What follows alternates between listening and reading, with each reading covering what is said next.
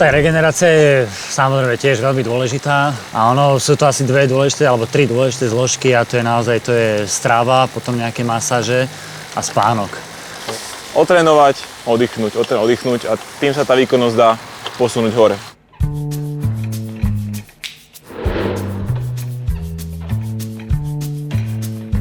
Akože ten plank je skôr o tom, že to ti dá tú silu, alebo to ti spraví tú stabilitu toho tela lepšiu. A samozrejme tá yoga je či už nejaký ten stretching, alebo trošku relax. V podstate asi netreba zbytočne tých cvikov 50, stačia v podstate 4 alebo 5 na pokryv. Asi mi si človek vystačí, v podstate si len môže predĺžovať ten čas a snažiť sa vydržať čo najdlhšie. V podstate základný plank je takto teda, alebo ten úvodný.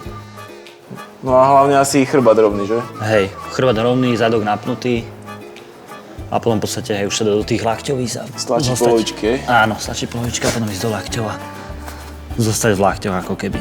Čiže väčšinou tak 2 minúty alebo minútu sa snažím a predĺžujem tie časy postupne. Môžeme sa otočiť. Tiež na tú jednu stranu. Nohy máš spolu, vraj. Hej, nohy spolu, dá sa zdvihnúť ruka, to je taký nejaký základný ako keby.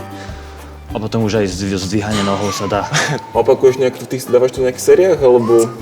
2-3 série človek spraví. Ale zase ide o ten pocit, akože keď cítim, že už je toho moc, tak stačí. Samozrejme človek nepotrebuje sa rozbiť, že potom už sa ťažko na bicykel vysadne vôbec. Takže úplne klasika toto, on sa dá naozaj, už tie variácie sú rôzne. Človek priloží nohu. To je podstate na zadok, že? Asi presne tak, áno. Zapre sa o tú nohu a v podstate takto ju nejak strečuje. A hneď je cítiť, že toto celé začína ťahať. Jedna strana, druhá strana. Potom ešte dosť dôležitý cvik, ktorý mali by sme vyskúšať. Keď niekoho bolia kolena, tak lepšie si zrolovať tú madračku trochu, aby to teda to koleno netrpelo.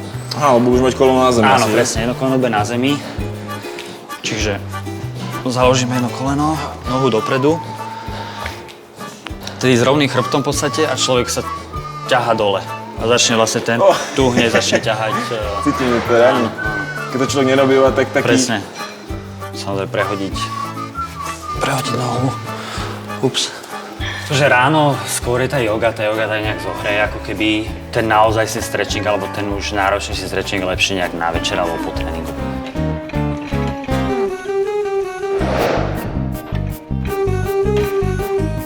Beh, ski alp, baví ma aj horolezectvo a takéto trošku extrémnejšie veci. Tie možnosti je neobmedzenie, podľa počasia si vyberám, čo robím. Tak v môjom prípade je to tak, že človek naozaj 11 mesiacov pomaly strávi na tom bicykli.